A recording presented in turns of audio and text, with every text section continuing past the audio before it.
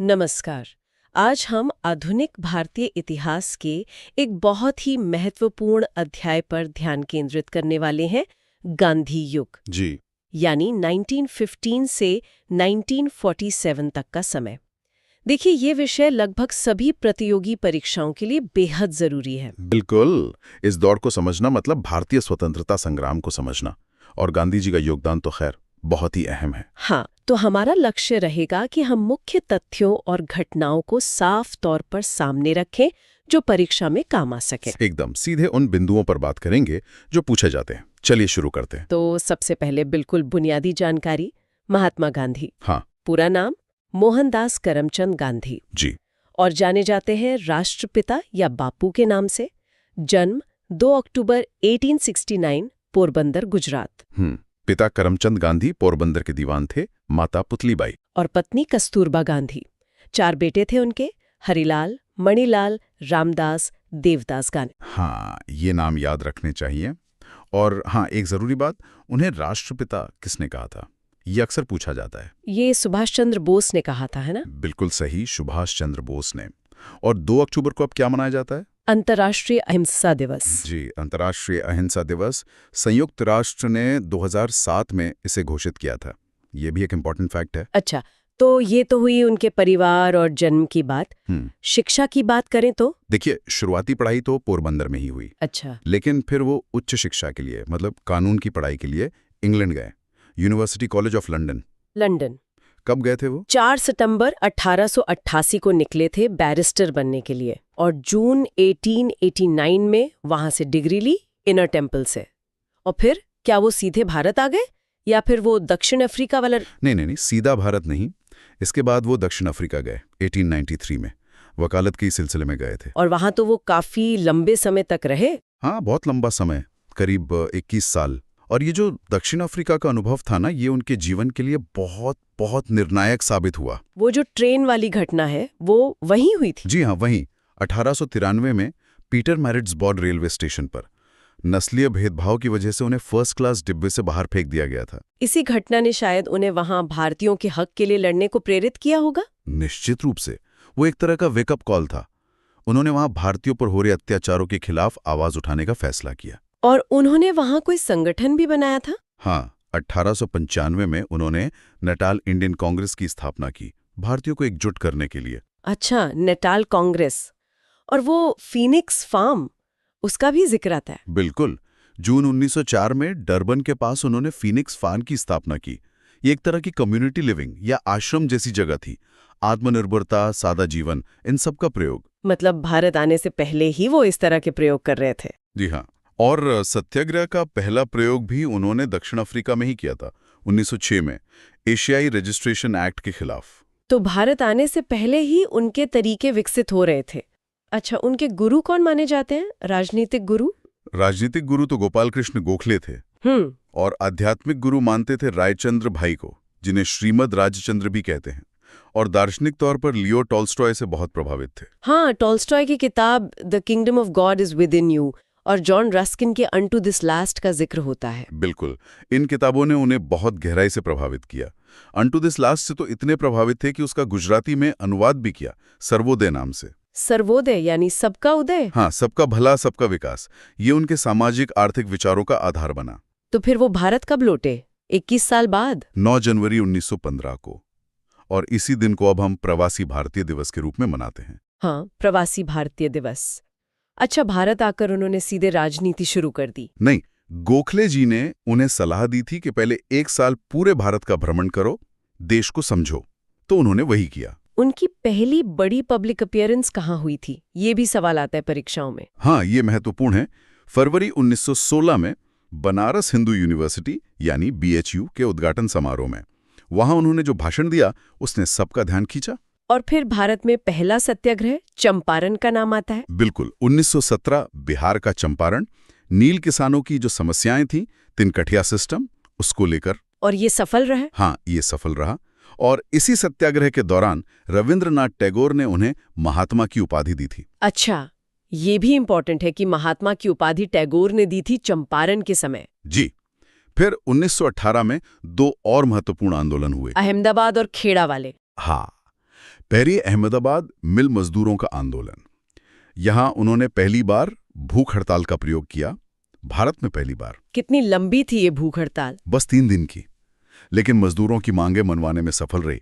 और फिर खेड़ा? हाँ, उसी साल 1918 में ही गुजरात के खेड़ा में फसल खराब हो गई थी और किसान लगान माफी चाहते थे। गांधी जी ने उनका साथ दिया, ये भी सफल रहा।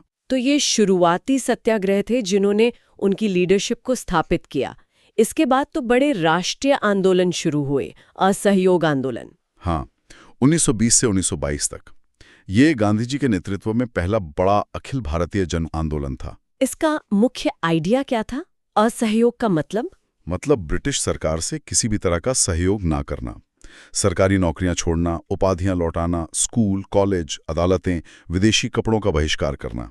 और ये अहिंसक था? हाँ, पूरी तरह से अहिंसक रहने पर जोर था। लेकिन वो चौरी चौरा वाली घटना हो गई। हाँ, फरवरी 1922 में उत्तर प्रदेश में चौरी चौरा नाम की जगह पर भीड़ ने गुस्से में आकर पुलिस थाने में आग लगा दी। कई पुलिस वाले मारे गए और गांधी जी ने आंदोलन वापस ले लिया। तुरंत वो हिंसा से बहुत दुखी हुए। उन्हें लगा कि देश अभी अहिंसा के लिए तैयार नहीं है। उन्होंने इसे अपनी हिमालयी भूल, हिमालयन ब्लंडर भी कहा। इसके बाद फिर सविनय अवज्ञा आंदोलन का दौर आया, दांडी मार्च वाला। जी, 1930s में सिविल डिसोबीडियंस मूवमेंट। इसकी शुरुआत हुई नमक कानून तोड़ने से। दांडी मार्च, वो तो बहुत फेमस है। हाँ, 12 मार्च 1930 को साबरमती आश्रम से शुरू हुई, अपने 78 अनुयायियों के साथ। कितनी दूर चले थे वो?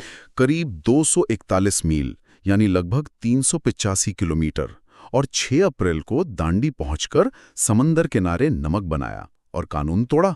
उस समय भारत के वायसराय कौन थे, ये भी पूछ लेते हैं कभी-कभी। Lord Irwin. इस आंदोलन का बहुत असर हुआ। हाँ, और इसी के बाद गांधी इरविन समझौता हुआ था शायद। बिल्कुल, 5 मार्च 1931 को इस समझौते के तहत गांधी जी ने आंदोलन स्थगित किया और दूसरे गोलमेज सम्मेलन में जाने को तैयार हुए। वो लंदन में हुए थे ना, गोलमेज सम्मेलन? जी हाँ, लंदन में। गांधी जी ने सिर्फ दूसरे वाले में हिस्सा लिया था 1931 में।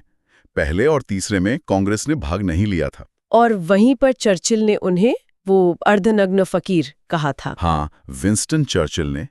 उनके कपड़ों को देखकर गांधी जी ने ये सादा पहनावा कब अपनाया था? ये शायद 1921 में, दक्षिण भारत में। बिल्कुल सही। 1921 में दक्षिण भारत के दौरे पर गरीबों की हालत देखकर उन्होंने सिर्फ एक धोती पहनने का फैसला किया था। अच्छा, फिर तीसरा बड़ा आंदोलन, भारत छोड़ो आंदोलन, 1942। Quit India movement. हाँ, इसका लक्ष्य साफ था, अंग्रेजों भारत छोड़ो और करो या मरो का नारा। वो इसी आंदोलन के दौरान दिया गया था। मतलब अब आजादी से कम कुछ नहीं चाहिए, इसके लिए या तो करेंगे या मरेंगे। तो ये थे बड़े आंदोलन। अब उनके विचारों और लेखन पर आते हैं। आत्मकथा तो बहुत प्रसिद्ध है, सत्य के साथ मेरे प्रयोग। हाँ, the story of my experiments with truth मूल रूप से गुजराती में लिखी गई थी। और इसका अंग्रेजी अनुवाद वो उनके सचिव महादेव देसाई ने किया था। महादेव देसाई काफी लंबे समय तक उनके साथ रहे। ये नाम भी महत्वपूर्ण है। उन्होंने कई अखबार और पत्रिकाएं भी निकाली। जी, अपने विचार लोगों तक पहुंचाने के लिए।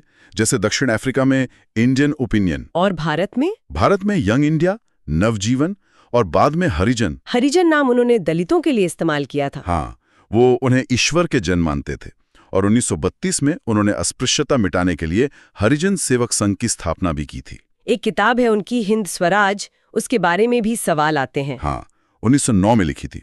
इसमें उन्होंने पश्चिमी सभ्यता की आलोचना की है और भारत के लिए स्वदेशी स्वराज का मॉडल रखा है। और ब्रिटिश संसद के बारे में भी कुछ कहा था उसमें। जी, उसमें उन्होंने ब्रिटिश संसद को बांझ और वेश्या कहा था। ये उसकी कार्यप्रणाली पर एक तीखी टिप्पणी थी। उनके मूल सिद्धांत तो सत्य और अहिंसा थे। हाँ, वो कहते थे सत्य और अहिंसा मेरे 2 फेफड़े हैं। और उनका मानना था कि जो नैतिक रूप से गलत है वो राजनीतिक रूप से कभी सही नहीं हो सकता। खादी पर भी उनका बहुत जोर था। बिल्कुल, वो खादी को आर्थिक स्वतंत्रता का प्रतीक मानते थे, गांव की आत्मनिर्भरता का साधन। अच्छा, और उन्होंने किस कानून को काला कानून कहा था? रॉलेट एक्ट को, 1919 वाला, क्योंकि उसमें बिना मुकदमे के किसी को भी गिरफ्तार करने का अधिकार दे दिया गया था। अब कुछ उपाधियों की बात कर लेते हैं। महात्मा तो टैगोर ने दी। जी। राष्ट्रपिता सुभाष चंद्र बोस ने। हाँ। अर्धनग्न फकीर चर्चिल ने। एक और उपाधि थी वन मैन बाउंड्री फोर्स। ये किसने दी थी? ये लॉर्ड माउंटबेटन ने दी थी। अच्छा। क्यों? 1947 में जब बंटवारे के वक्त दंगे भड़के हुए थे, खासकर बंगाल में, तो गांधी जी अकेले ही उन इलाकों में गए और शांति कायम करने की कोशिश की। उनके इस अकेले के दम पर इतना प्रभाव डालने की वजह से माउंटबेटन ने उन्हें यह कहा था। और ब्रिटिश सरकार ने भी उन्हें कोई उपाधि दी थी, केसरे हिंद। हाँ, दी थी। 1915 में लॉर्ड हार्डिंग ने दक्षिण अफ्रीका में बोर युद्ध के दौरान उनकी एम्बुलेंस सेवाओं के लिए, लेकिन उन्होंने वो लौटा दी थी। जी हाँ, 1920 में असहयोग आंदोलन शुरू करते समय जलियांवाला बाग नरसंहार के विरोध में। कुछ और छोटे छोटे मगर महत्वपूर्ण तथ्य, जैसे कांग्रेस अधिवेशन की अध्यक्षता उन्होंने कब की? सिर्फ एक बार, ये याद रखना बहुत जरूरी है। केवल एक बार 1924 में बेलगाम अधिवेशन की अध्यक्षता की थी। बेलगाम कर्नाटक में है ना? जी, कर्नाटक में मिल हुए थे। पूना पैक्ट भी बहुत महत्वपूर्ण है। हाँ, सितंबर 1932 गांधी जी और डॉक्टर बी.आर. अम्बेडकर के बीच हुआ था। ये किस बारे में था? ये दलितों के लिए अलग निर्वाचन मंडल के मुद्दे पे था। फिर समझौता हुआ कि अलग निर्वाचन मंडल नहीं होगा, लेकिन प्रांतीय विधानमंडलों में आरक्षित सीटों की संख्या बढ़ा दी जाएगी। अच्छा, उनका प्रिय भजन कौन सा था? वैष्णव जन तो तेने कहिए। इसके रचयिता कौन थे? नरसिंह मेहता, 15वीं सदी के गुजराती संत कवि। और गांधी जी का एक कथन है स्वाद को लेकर। हाँ, वो कहते थे, स्वाद का वास्तविक स्थान जीवा नहीं बल्कि मन है। टाइम मैगजीन ने उन्हें पर्सन ऑफ द ईयर कब चुना था? 1930 में। और उनके दांडी मार्च की तुलना नेपोलियन की यात्रा से किसने की? सुभाष चंद्र बोस ने, नेपोलियन की एल्बा से पेरिस वापसी की यात्रा से। जी। अच्छा, फीनिक्स फार्म की स्थापना तो हमने बात की डरबन में 1904 में। जी हाँ। और फिर गांधी जी युग का अंत। हाँ, 30 जनवरी 1948 दिल्ली के बिड़ला हाउस में प्रार्थना सभा के लिए जा रहे थे, जब नाथूराम गोडसे ने गोली मारकर उनकी हत्या कर दी। इस दिन को शहीद दिवस के रूप में मनाते हैं। जी, शहीद दिवस।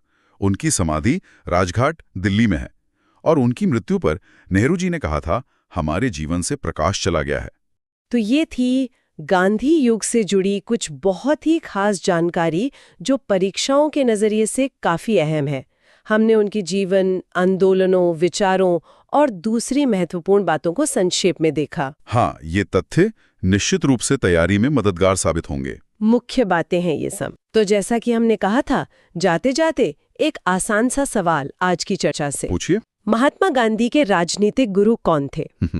इस पर सोचिएगा और अपनी तैयारी जारी रखिए। विश्वसनीय स्रोतों से पढ़ते रहिए। बिल्कुल। आज के लिए इतना ही। धन्यवाद। धन्यवाद।